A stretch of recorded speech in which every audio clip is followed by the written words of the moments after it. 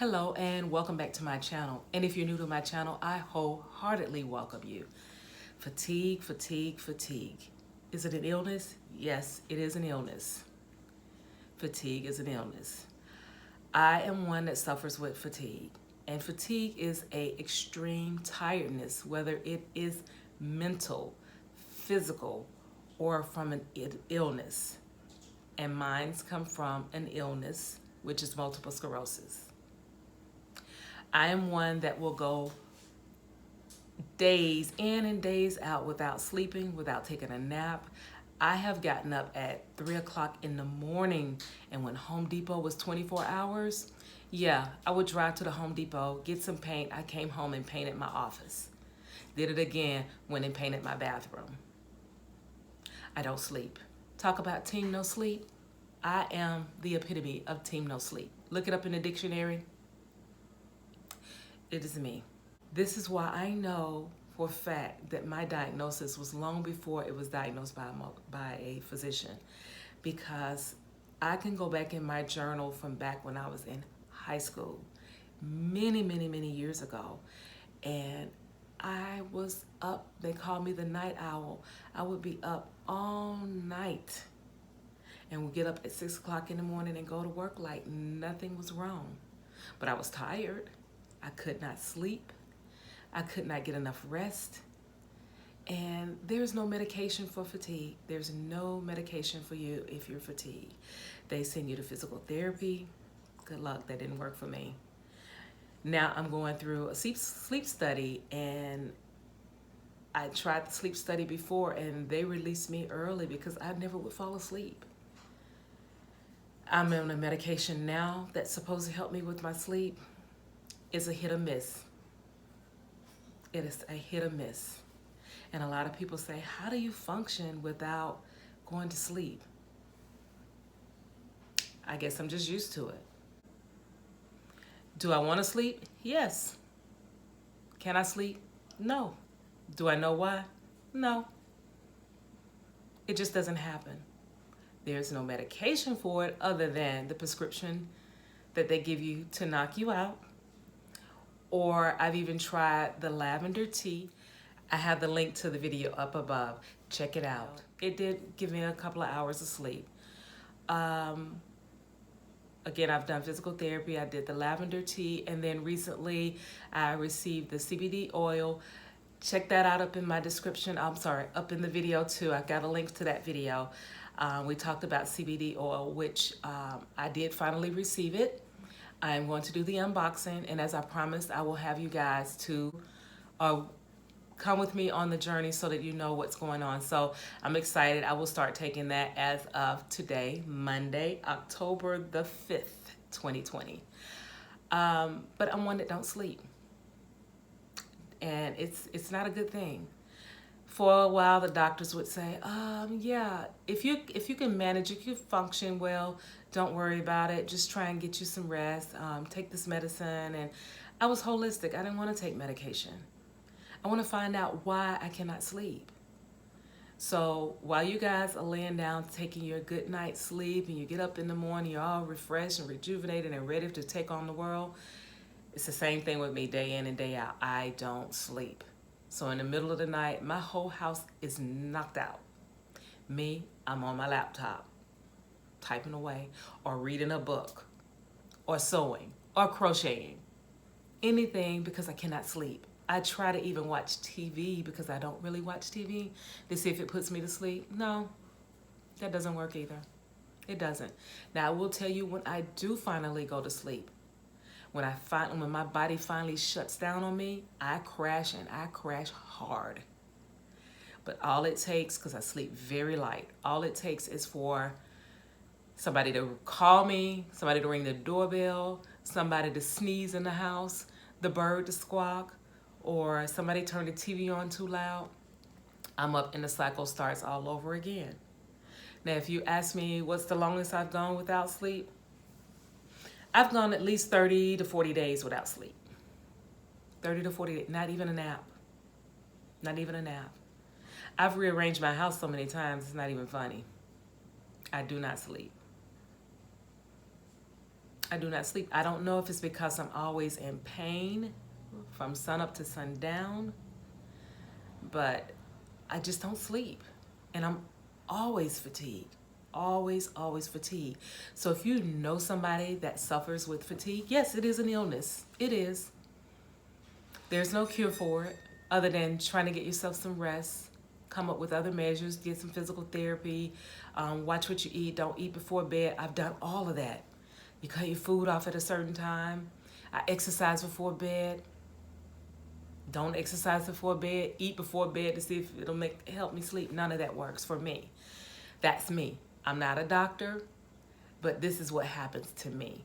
So if you're going through it, I recommend that you go see your doctor to see what they can do to help you. But if you know somebody that does not sleep and they suffer with fatigue, just know they're not telling a lie. It is the truth. It happens. Now, again, most of the time, people that have autoimmune disease, when you ask a MS patient what's their biggest symptom, most of them are going to tell you being fatigued.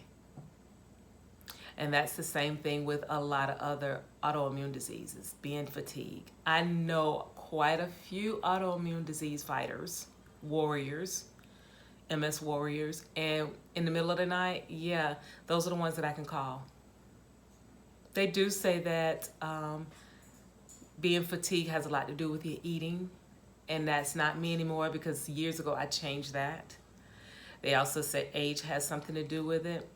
I stand to differ on that because my grandparents, God love them, God rest their soul, they did not suffer from fatigue and they were up in age. My grandfather went to bed at 7 o'clock every night and he was up at 4 a.m. But my grandfather, he lived a good long life, and it was unfortunate what happened to him because he was not fatigued. He got up, he was refreshed, he got up singing, whistling, happy, just happy, and he was not fatigued. It was, again, unfortunate what happened to him. God rest his soul. Rest in peace, Granddaddy. But he had multiple myeloma, which is the blood cancer, and it's environmental. So that's what took him out sooner. But his entire family lived a long life. As a matter of fact, they got a sister that's still living. She's in her hundreds. Our family have the long life, the longevity.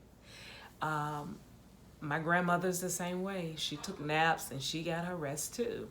So, and she was never fatigued. So I stand to differ on that age thing, but I guess mine's is age with MS. I do know that with me, again, I've changed my eating patterns years ago.